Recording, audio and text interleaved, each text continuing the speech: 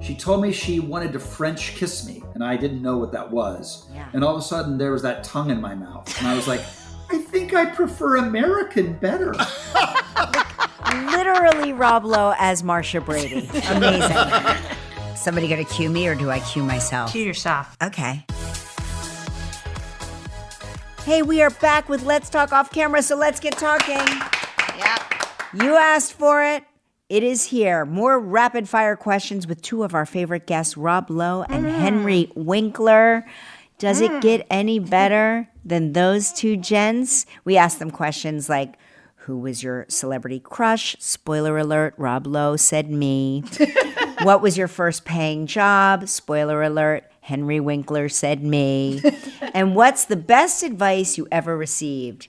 Youngblood and the Fonz do not disappoint, so stick around for that. Plus, we will answer some of your questions in a brand new Ask Kelly round. Not a brand new Ask Kelly. Yes. But before we get to that, let's check in with my long-suffering producers, Albert and Jan. What is up, you two? Well, we're cleaning out my parents' house, so we're going through all that crap now. Are you finding anything good? We're starting to. We're going there. We're descending on it this weekend. But we need like someone who's going to help sell like all this stuff. So Kyle goes through one of his real estate contacts and he finds this woman in Warren, New Jersey, who has a company of going into homes and like, you know, taking everything and the name of her business, Leave It to Linda. But Leave It to Linda now is all he wants to say. So whenever I ask him, I'm like, Kyle, what do you think what do you want for dinner? Leave it to Linda. Leave it to Oh my Linda. God.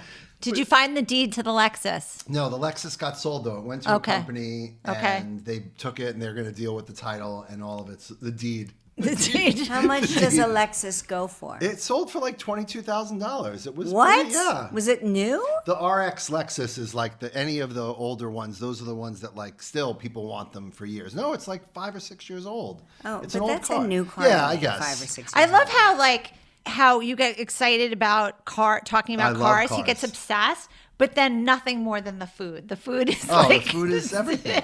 We had a big debacle over the Thanksgiving sides. Tell me. Cheryl saved Thanksgiving, by the way. That being said, Wait, so is Cheryl the caterer? Just so Oh, people let's back up. understand, Chery's the caterer. Cheryl you is guys the are caterer. both using From the Art of Eating, the Okay. greatest Okay. catering Greatest company. Cheryl. I'm like, who's The Cheryl? greatest. Okay. Cheryl from the Art of greatest. Eating. Okay. Like, if you've ever been anywhere and you have like, you can always tell an Art of Eating event. Yeah.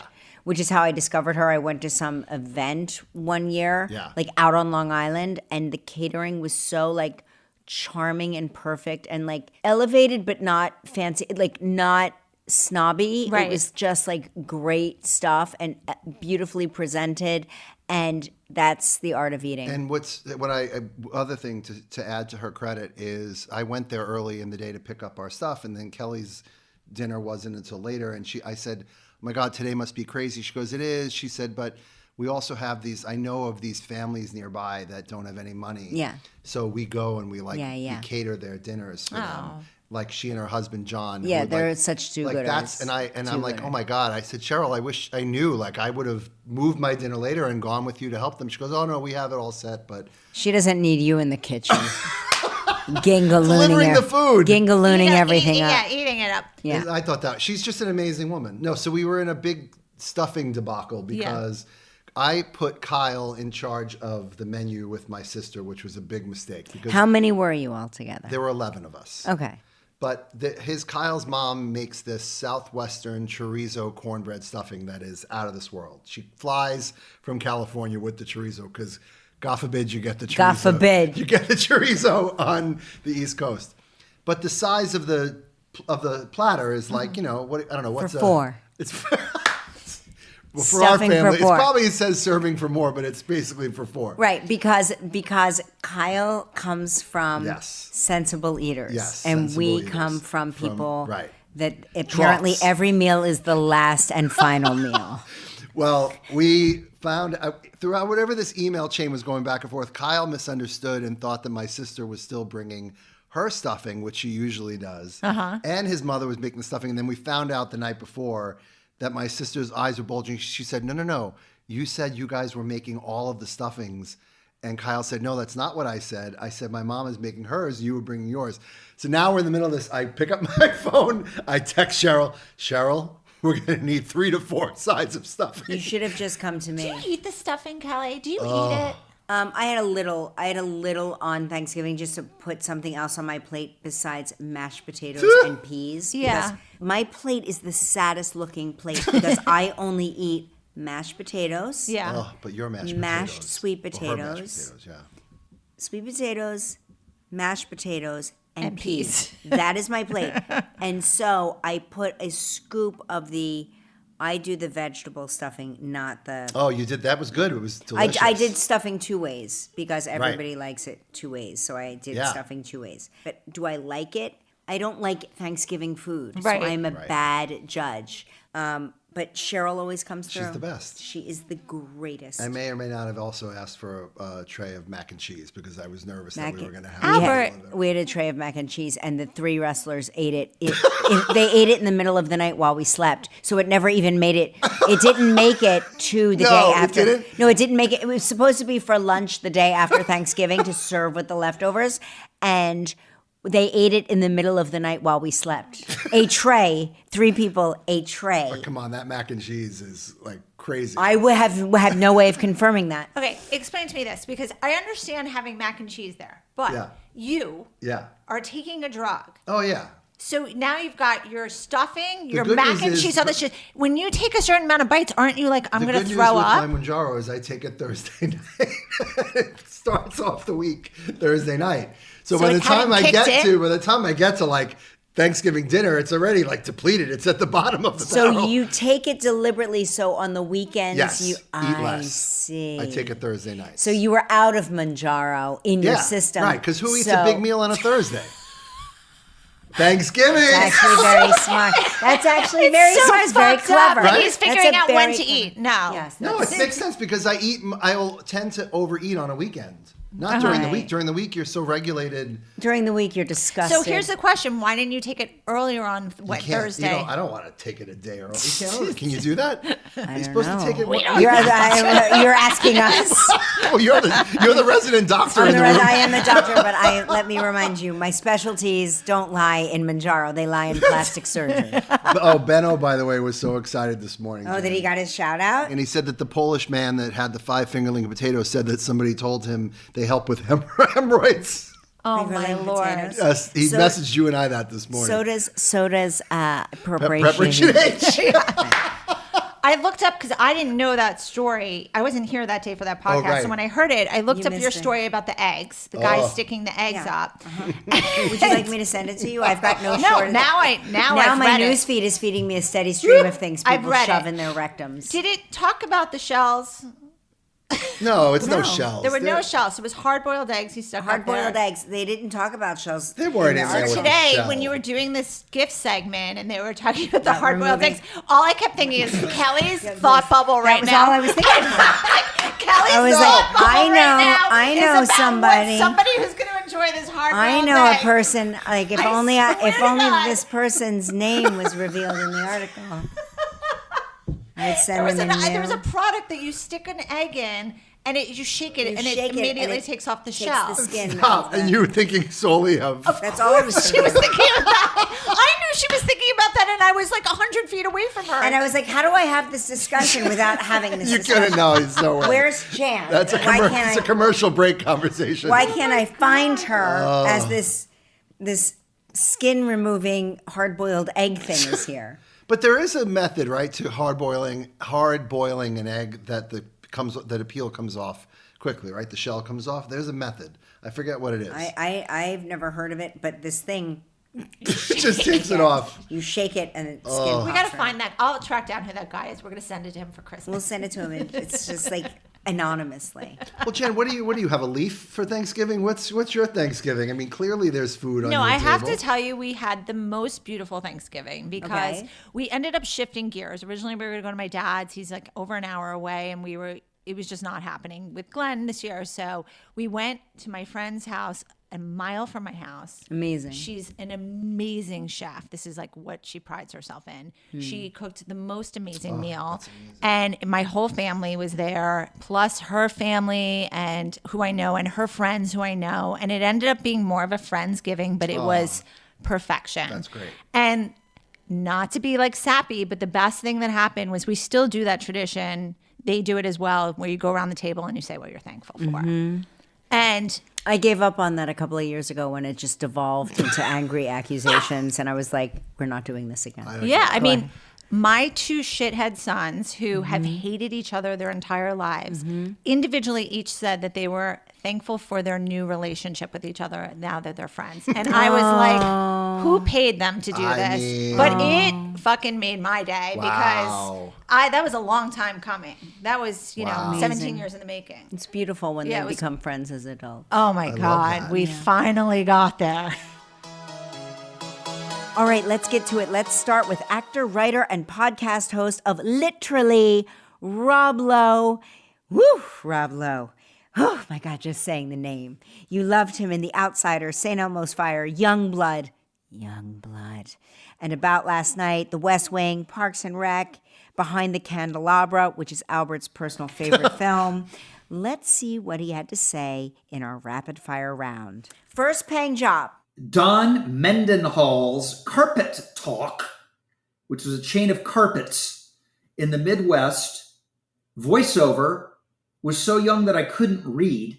Oh. They had to say what I had to say, and then I would repeat it. And I was paid. My payment was $15 and a Partridge Family album. Amazing. Do you have that? Do you have that recording? I would don't. love to hear Baby Rob Lowe. I know, can you imagine? Oh my gosh. Was it pre-puberty? Oh God, I couldn't read. It was. I bet you I was 5. Wow. I know. I was like, was it pre-puberty? She's like, I know you still can't read. Was it pre-puberty? We had a carpet. Do you remember the carpet guy? He did his own commercials. He did Big Marty's. What is it with the carpet guys? They always had their own local commercials in the day. Yeah, Big Marty's. And Big Marty clearly smoked a lot. And Big Marty had the largest selection of full carpets and remnants. Like, I want to know, why do I need to know the name Don Mendenhall? Like it's not like an international brand. Why was that part of it? And what is Carpet Talk? I just want a carpet. I want to talk to it. None of it made any sense. But that's what my first job was. Rob, who was your first kiss? Oh, for sure. Julie Ziegler, who played the Jitterbug in the Dayton Community Theater children's version of The Wizard of Oz, in which I played the coroner. And that sort of hiding under the flat in the dark of the theater where she smells like grease paint. She told me she wanted to French kiss me, and I didn't know what that was. Yeah. And all of a sudden, there was that tongue in my mouth. And I was like, I think I prefer American better. I told you how young I was. Like, literally Rob Lowe as Marsha Brady. Amazing. Who was your childhood celebrity crush?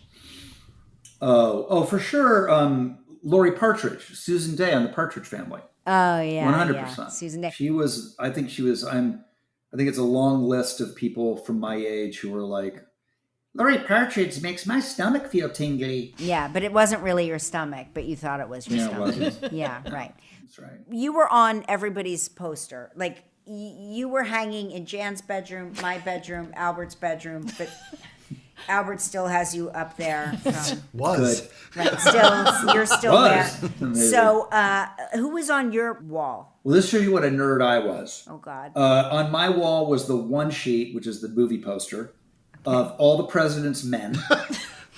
And, of course, I had the obligatory Farrah poster. Of I did course. have that. Yeah, you had to. You had to. Because you couldn't have all the President's Men. Your friends were going to think you were weird.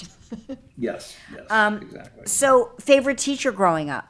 Oh, wow. We like to shout out our teachers here. Boy, there's a few of them. There's Mrs. Shelkoff, who taught me home economics back in the day when they actually taught you things you could use in school. Mm-hmm. Learned how to use a sewing machine and crochet from Mrs. Shelkoff. Do you still know how to crochet? Can you still crochet? I probably could. Oh, we need to do a crochet lesson with Rob Lowe next time he's on the talk show. Write that down, Jan. We do, don't we? That's yeah, we hilarious. do. That would be fun. Like just to try That's it. a really good one. Like you teaching me try how it. to crochet. Yeah, It's so crochet. unexpected. So unexpected. Yeah, she would. I'll give her the shout out. I think she's a good one. Who was your first concert? Oh, David Cassidy. See, the Partridge Family is a reoccurring theme. Wow. That had to be David a good Cassidy. concert. That's a big one. First starring role. First starring role. I'm gonna say a TV show that I did when I was 15. It was an ABC family sitcom, and I played the son. The Sun. Eileen Brennan was in it, who hot off of The Sting and Private Benjamin, and I played her son, and it was called A New Kind of Family. Ratings were terrible.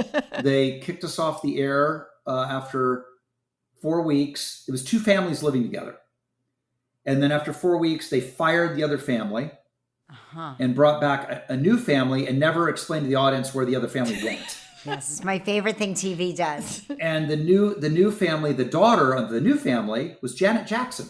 Oh my gosh, that's major. Major. And did you know Janet Jackson? Like, did you watch her on Good Times? Did you? Yes. Yeah. Yes. Well, I knew she was a young, really good actress. Yeah. And I think Yeah. she was I remember being so fed up with show business. She's like, I'm just going to focus on music. Yeah, glad she had a fallback plan. Yeah, no kidding. What's the favorite line of dialogue that you have ever delivered? Oh boy, for sure, it's anything in West Wing, and there's a speech in West Wing. It's the episode that got me an Emmy nomination, actually, and it's about what America means, and it's very Aaron Sorkin, and it's a beautiful Aaron Sorkin aria. But then again, on the other side of that, which is the career, this is exactly the type of career I'm proud of. You have that on one side, and then on the other side, you have me saying to Chris Farley, "Did you eat paint chips when you were a kid?" What's your go-to karaoke song? Oh, I have a list. I have a list on my phone. Oh my God. Pull it out. Get the So list. let's see what I got. Should we get the list out? Yes. Because you know why I have a list is because inevitably you get to karaoke and you're like, oh, I forget. Oh, you have to have a list. White Wedding, Billy Idol. Oh, that's a good one. But I like obscure 80s one-hit wonders. Yeah, we love that. Like Indiana Wants Me. Do you remember that song? No? How does it go? Sing it for us. Indiana wants me. Lord, I can't go back there. Rob Lowe has a good voice. I still don't know the song. It Never Rains in California. It's a good one. How's that one go? Oh, Jen wants you to sing don't know that that song. one. Got on board a westbound 747.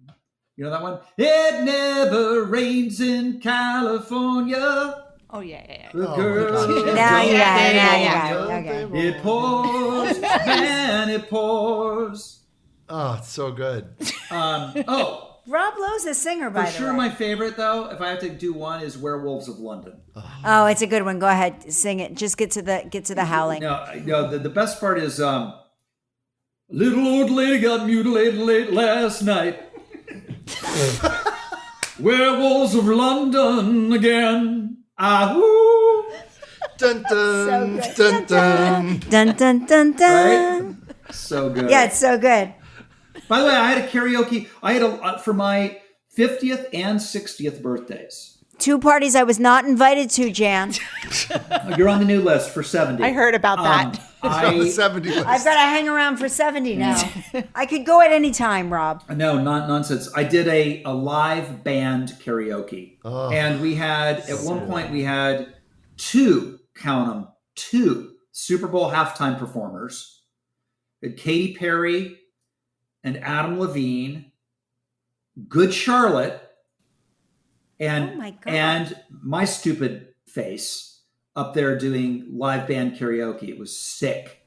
Wow. But, like, does anybody else want to participate after you have all of those people up there performing? Well, that's my favorite live part of band it. They're karaoke? like, they come off and like, and now it's here's Rob's high school friend who lives in Idaho. Give it up for him.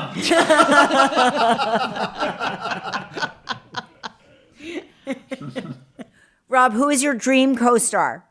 I have so many of them. Give me one. Give me the top one that comes to your mind. Oh, Daniel Day-Lewis. Oh, best actor working That's today. a good one. I would love to attempt to throw down in a 2-shot with him. You know, what'd be great about Daniel Day-Lewis too is not only could you act with him, then he can make you a pair of shoes when he's done. I know. Because he's a cobbler. He's a cobbler. Isn't that crazy? Always be cobbling. He's a cobbler. He's cobbling. And you could like crochet him something like a poncho, and he could make you a pair of shoes. A beanie. I feel like he's a beanie guy. A beanie. Make him a beanie. All right. Jan wants me to get to your drag performer name. Now, remember, your drag name is the first pet you've ever owned and the street you grew up on. Go. Amazing. You know what? It's amazing. Ready? Ladies and gentlemen, put your hands together for O'Malley Aberdeen.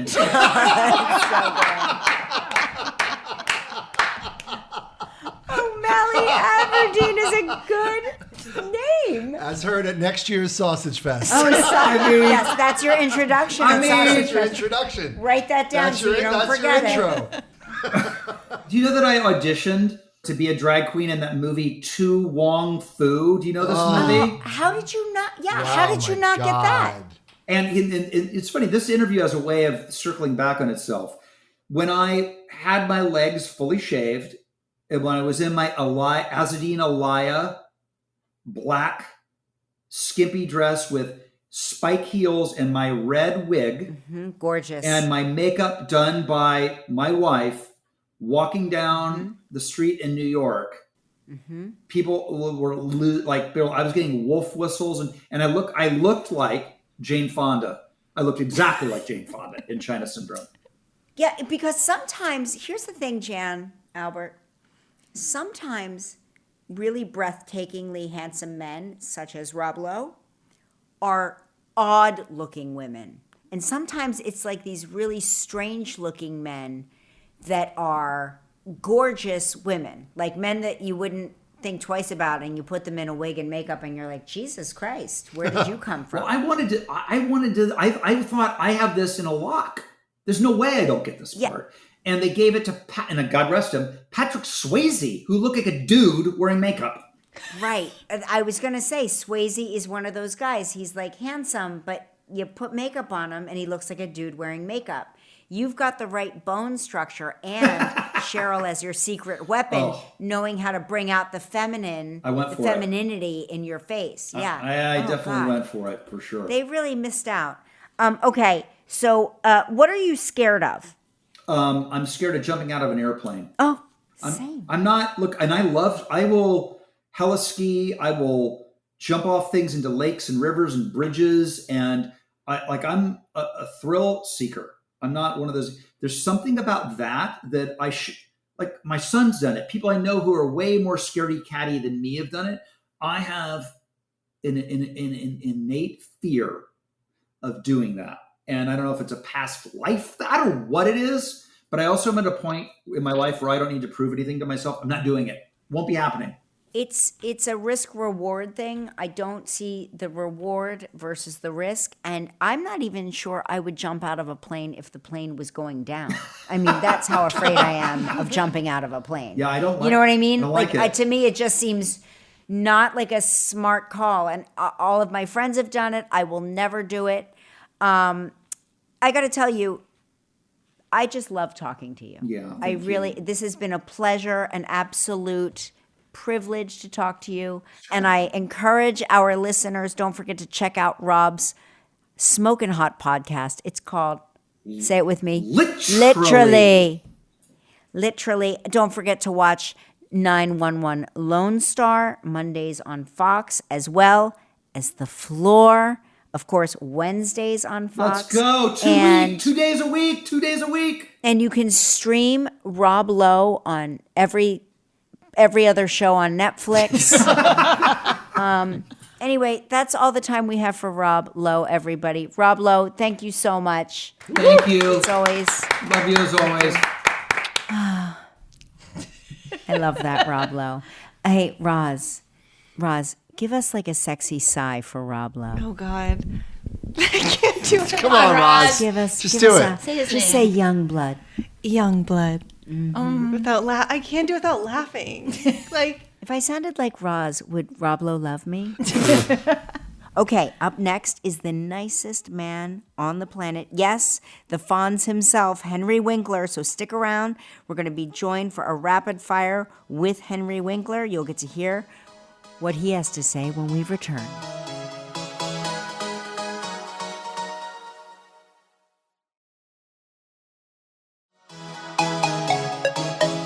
And we are back and joined by the coolest man on the planet. Let's all say it together, guys. Hey. The Fonz, a.k.a. Henry Winkler, stuck around. He joined us for our rapid fire, so take a listen. Okay? Yes. Childhood celebrity crush. There was an actress on Johnny Yuma starring Nick Adams. Okay. Lee Merriweather, I think, was the actress. She was the guest star that week. And when I saw the screen, I had to change my pants. I worked with Lee Merriweather too, and I loved her.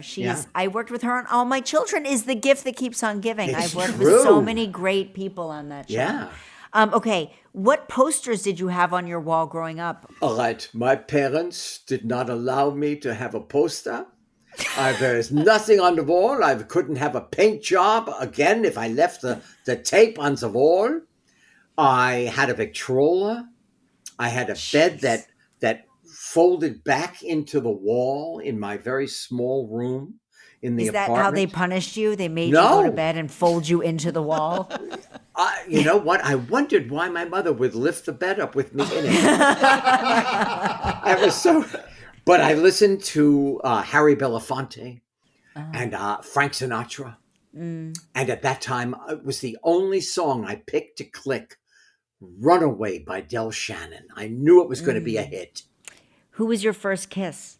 Susan Rosenbaum, under the stairway in the back stairs of my building. I was in the 4th grade, and it took me quite a negotiation. Right. I want to hear So about that. tell me about the negotiation. I only remember that it happened. I don't remember the sensation. Was she at PS 87 with you? Yeah. She was. Yeah, my kids went there. Oh my God. Oh, so here's a great story. PS 87. So I'm at an award show, and there is Timothée Chalamet. Uh-huh. And I went up to him and I said, I just have to tell you, I think you are really wonderful. And I'm so happy to tell you that in person. He said, when I was in the 4th grade, you came to PS 87 and you had an assembly and read Hank Zipser. I was in the audience. Isn't that amazing? Wow. You're like a legend there. All the Yeah, kids talk legend, about you. Yeah, of course. Oh, my God. That was incredible. Who was your favorite teacher growing up? Oh, okay. In college, Charlotte Lundgren, Dr. Lundgren was my English teacher. She understood me. She got me. I loved her until her very recent death. I spoke to her on the phone all the time. She took up painting, and she sent me a watercolor of a trout A trout. because I love to Amazing. go Trout, trout yeah. fishing. Do you ever go trout fishing with Jimmy Kimmel? I went once now. He is a great fly fisher person. Yeah, yeah. And I adore him. I really do. Yeah, So me too. we're in the boat together because he built a lodge in Idaho Yeah, to the nines. yeah. It is spectacular. And I went from our lodge, because we've been going there for 10 years and I can't just switch. Right. These people have taken such good care of me at the lodge on the Palisades. I went to Jimmy's down the road. We went fishing all day long. I still am. I am in the aura of that day. He's such a good guy. Good guy. I like the idea of the two of you together. It feels like He's very generous. he's the most generous person Oh my I think goodness. I've ever met. Yeah. He's a kind person. Okay. What was your first concert? Janis Joplin. Oh First- my God. First year at Yale Drama School, on the football field, in the rain. Janis Joplin. That's such a good one. Now, I think Henry wins. We've had some good ones, but you may win. That's a winner. Winner, winner. Oh Janis my Joplin. goodness. And I had no idea actually who and this powerful human being who I was going to see. Yeah, wow. Just before I left for California, before I got on the plane, September 18th, 1973, I went to see the Stones. And I Wow. sat in the last row of the Madison Square Garden. It was me, and right next to me was God. That's how high up Right. I was. Right. And I'm telling you, he glanced in my area. Right. And his power was so incredible. I thought for sure he was looking directly at me. Yeah, incredible. You know, I raced in this 10K on Easter Sunday. Yeah. This is like, what, 10 years ago now? 10 years ago. And not because I'm a sadist, but because I had heard that when you cross the finish line, Mick Jagger gives you a beer. And it is true. Oh, wow. As you cross the finish line, he hands you the beer. And he says, all right, all right, all right. That's what he just keeps saying to every person that crosses. He's just handing out beers and he's, all right, all right. So everybody's like, have you ever met Mick Jagger? And I go, yes, just once at a 10K. And they're like, a 10K? And I go, when you cross the finish line, he gives you a beer. And they go, what did he say to you? And he said, all right. That's what he said to every single person. Okay, so I'm in a great sushi restaurant here in LA, Matsuhisa. Oh, Okay. yeah. Oh my God. It's famous. Okay, famous. So I'm there having lunch, and I walk out, and sitting at a table, Mick Jagger and I guess his girlfriend. Uh-huh. And I stopped, and I get tongue-tied with musicians. And I said, Mick, oh my goodness, I have every one of your albums. I'm just so happy to see you. And he turned his head, looked up at me, and said, Henry. And I slunk out and I went, oh my God, I'm disturbing you. I'm so sorry. Pretend I'm not here. I'm now going to leave. And as I left, this group of businessmen near the door said, you just had a conversation with Mick Jagger. And I went, yes, I did. Yes, you did. He called you Henry. He did. He called me all right, all right. That's amazing. That's incredible.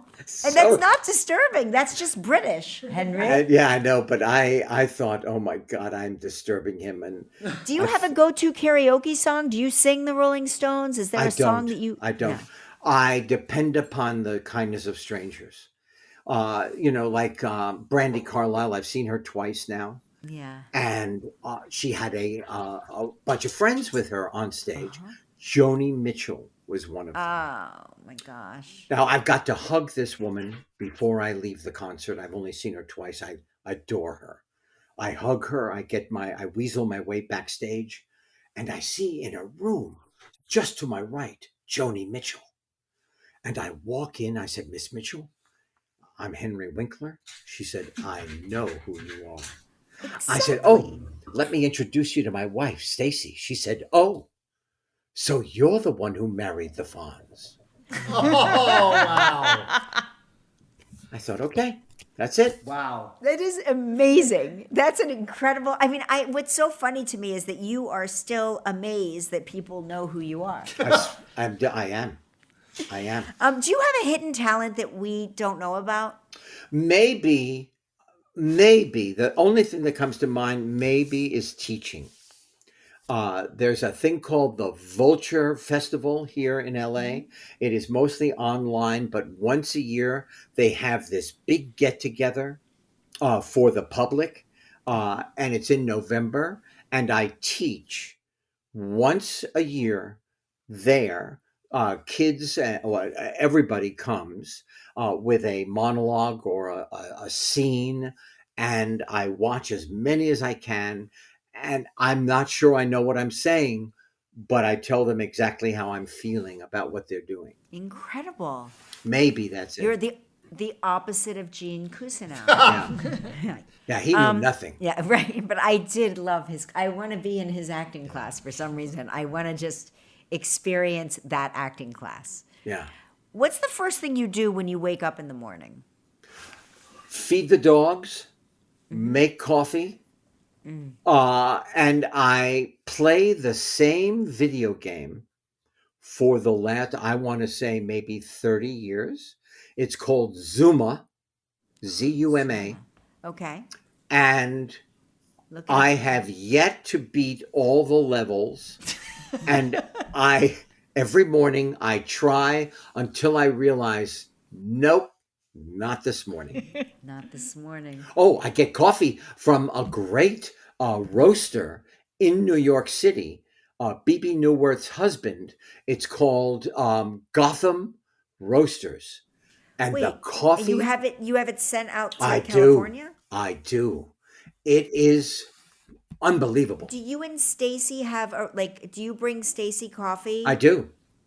Hers has to be piping hot, a lot of heavy cream, and 4 Splendas. She sounds like me minus the Splendas. I do Yeah. a lot of cream, piping hot, no Splenda. I don't like any Sweetener. sweetener in my coffee. But Mark and I have a routine. So Monday, Tuesday, and Wednesday, he brings me coffee.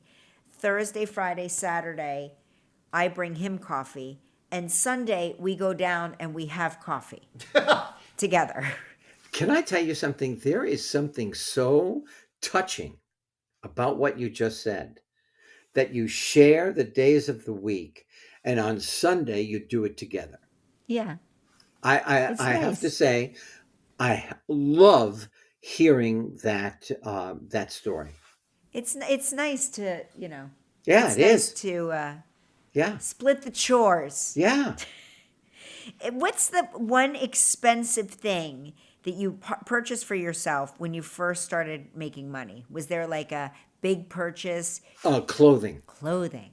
I'm a clothes horse, and my daughter says, "Oh, Dad, what a beautiful new pair of shoes!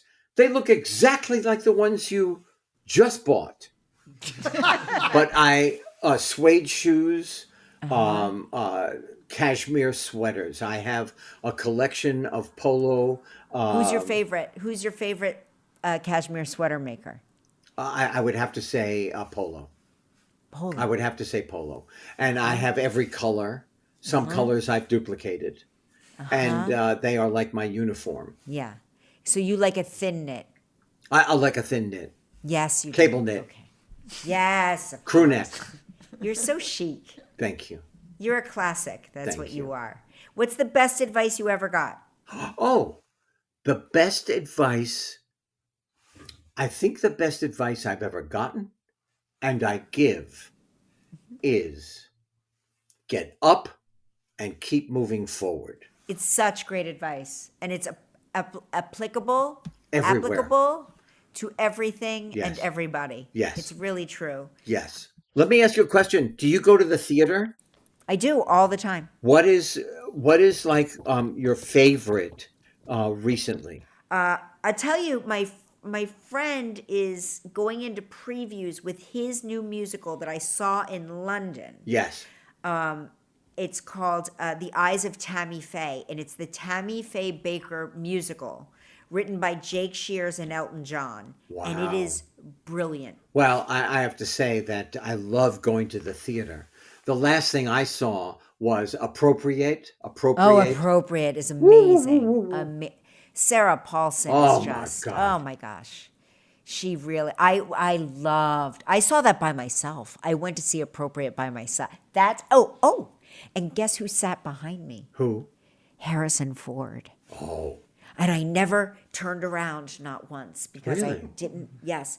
So my girlfriend was like 8 rows behind me. She just happened to be there. She's like, "Are you in the theater?" And I said, "I am." She goes, I'm like 8 rows behind her. And I go, "You're kidding." I go, well, we should have like a bite to eat after this. And she's like, I would love to. She goes, you do realize that Harrison Ford is sitting behind you. And at that moment, I swear I became paralyzed. Like I could not turn my head. I couldn't move. I developed an anxiety sweat. It was so unnerving to know that Harrison Ford was behind me. Yeah. But what So a I, journey God forbid I had to go to the bathroom. I wouldn't get up. I would just sit there and be uncomfortable the whole time. But it was an amazing, amazing play. Wow. Anyway, don't forget, pick up Being Henry, The Fonz, and Beyond, wherever books are sold. And our 40th children's book for emerging readers. It's called Detective Duck, Volume 2. Detective Duck, Volume 2. She's a little duckling, and she dreams about being a detective, but she's also an environmentalist. Oh. And there is an algae that is growing that is making it difficult for all of her friends to breathe in the water, on the water. And a lot of the vegetation and they figure out how to solve it. Incredible. God, thank God for you, Henry. I really enjoy everything you've ever done in your life. I'm trying to think of one thing that I've not enjoyed that you've done, and I enjoy it, all of it. Also, listeners, if you're listening to this, you probably like to listen to things. I would also recommend, because I do this with a lot of people, I enjoy the audio version of your book because I like to hear your voice tell the stories. I think it adds a different dimension. Yeah. Henry, thank you for doing this podcast. Oh, I had the most wonderful time. We did too. We really appreciate it. And give Stacy a kiss for me, okay? Promise. And give Zoe a kiss for me too. And everybody off camera, thank you for being such an unbelievable audience. Yay. I couldn't have said it better myself. Bye, Henry. Oh, that Henry. Henry is everything and more. So check out his memoir, Being Henry, The Fonz and Beyond, and his adorable new children's book, Detective Duck. Okay, Jan Albert, what's next? Well, we have a few Ask Kellys for you. Are you ready to answer our listeners' burning questions, Kelly Ripa? I mean, does anybody really care about Yes, this? they care. Okay, I'm listening. Stick around and we'll get to that when we get back.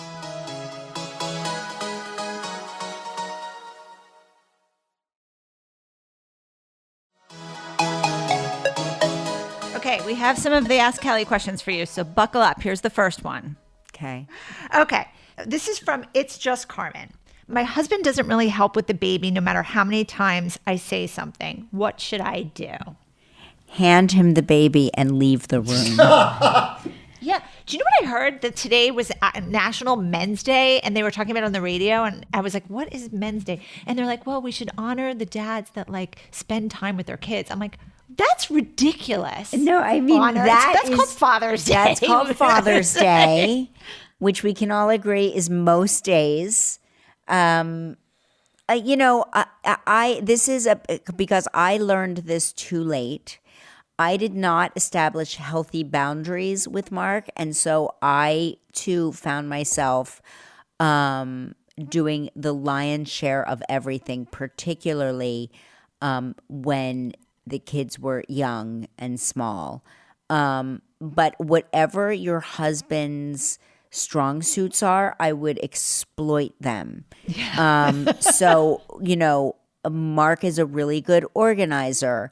Mark is really good at keeping schedules. Mark is really good at fixing things. So I would assign him jobs because he was really not helpful when the kids were small. But he became way more helpful when they were older. Oh yeah, I mean, don't you agree? Oh my God, Glenn spends more time with them than I do at this point. Right. Talks to them more. Yeah. He's on the phone with them all day. Because I think just when men get confident in their parenting is when women start to fray at the edges because we've had enough bullshit to deal with, and I think that's when you'll see. Unless you want to sit down and say, listen, this is what I expect. We had a child together and I expect us to raise the child together, which means I take a feeding, you take a feeding. I take a diaper, you take a diaper. Or you can bank it all. And then when the shit really hits the fan and they're teenagers and they're difficult, you can let him take over, which is plan B, which is what Jan and I do. Did your wife complain at all that you weren't helpful, or you were very helpful? You were so helpful, Seth. Gosh, that's a great question. Well, I think it's kind of like what you were saying is maybe by default in our, I hate to say traditional roles, but maybe by default, It's like the she's lizard- just doing it's- more, man. yeah, it's she's the just lizard doing brain she's stuff. just doing more. And once I think you start to get a sense, and it's different for everybody, but for me, it's like once you start to get a sense, hopefully you get a sense before the top blows off or there's real issues, then you start to, or if you're communicated with in a way, it's like, hey, I'm reaching the edge here. Yeah. I also think there is something, they call it a maternal instinct for a reason. It's like if you hand any woman any baby at any time, she sort of instinctively knows what to do. There are men that are very maternal. Don't get me wrong. I am not trying to say this is solely a female characteristic. I'm just saying I'm speaking in great generalities, so don't at me. I don't want to hear your bullshit later on. Not you, just Carmen.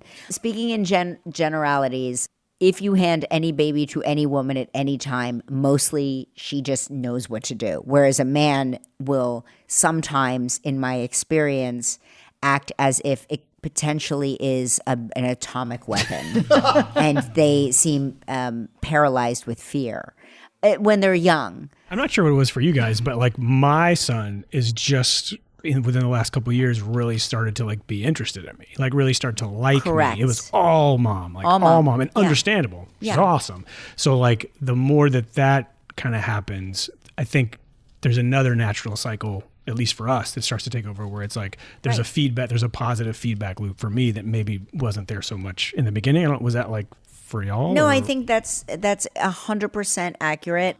I mean, I remember mom was such an overused phrase in our house that even if the kids were talking to dad, they would use the word mom. They would say, mom, mom. And I'm like, that's dad. Who are you trying to talk to? His name is dad and I'm mom over here. I still get mom a lot. Yeah. Yeah. I just want to say, find the mom. Yeah. For years, I've heard I'm just going to bring that up. This is the perfect time to just say it again because it's worth saying. Find the mom. Find the mom. I always go back to the time Joaquin, everybody knows this story. There was a time Joaquin was a middle schooler and he was at a gym downtown. He was training and he realized quickly that he had no money. And he was dying of thirst. He had just left the gym. He didn't have any water. He left his water bottle. He used to be a very forgetful kid. And he now realizes that he's got to like walk home because he doesn't have any money. And he stopped a woman on the street and he said, I'm so sorry to bother you, but I just left the gym. I forgot my wallet. I don't have any money and I'm dying of thirst. Could I borrow $2 for a bottle of water or whatever? And she took him into the deli and bought him a water. And he said, I'll pay you back if you give me your address. My mom will pay you back. And she was like, that's okay. I don't mind buying you a water. And I said to him, how did you know to do that? And he said to me, you always said, find a mom or find somebody you suspect is a mom. And he goes, I just walked up to the most mom-looking person I could find. Wow. And you were right. She took care of me. That's amazing. Isn't that amazing? I love that. So funny. All right, the next one is from Juliana, Kid Artist. How do you find friends at 45? Oh, that's so interesting. Finding friends at 45. Well, first of all, you have to have like a vacancy sign in your window, if you know what I'm saying. Like you have to be receptive to meeting new people. I'm always surprised at my ability to have new friends because I always joke around that I'm like, there's a no vacancy sign. I'm not interested in meeting new people. And then I meet new people and I'm blown away at my capacity to meet and befriend new people. I think at 45, I don't know where you live, and I don't know like what your surrounding area is, but I would join a thing.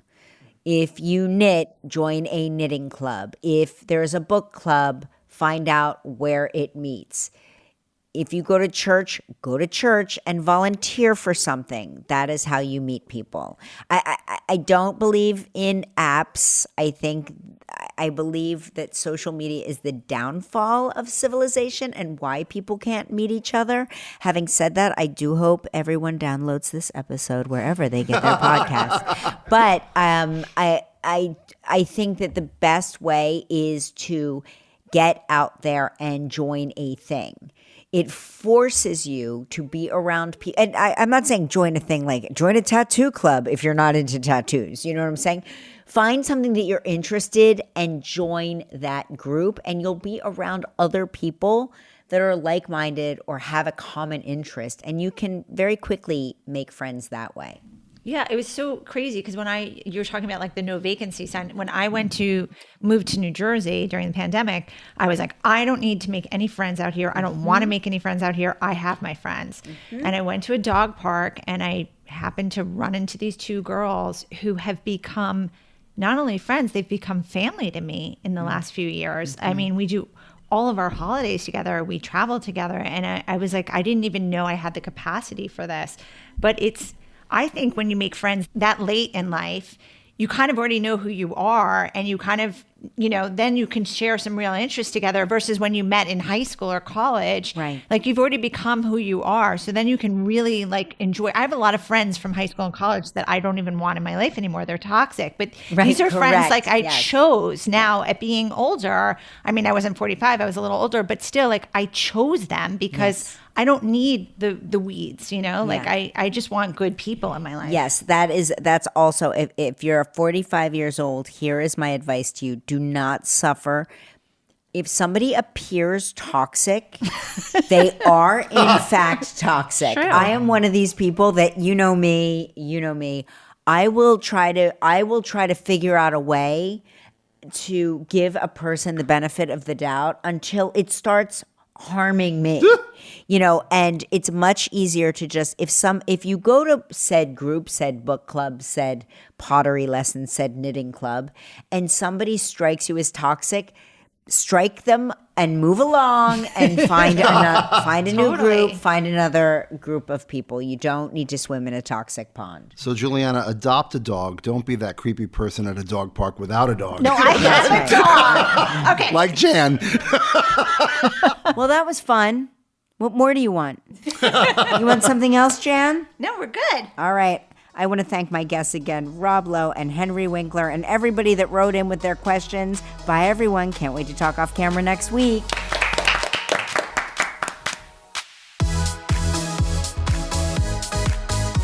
Let's Talk Off Camera with Kelly Ripa is a production of Melojo Productions with help from Goat Rodeo. Our theme song is Follow Me from APM Music.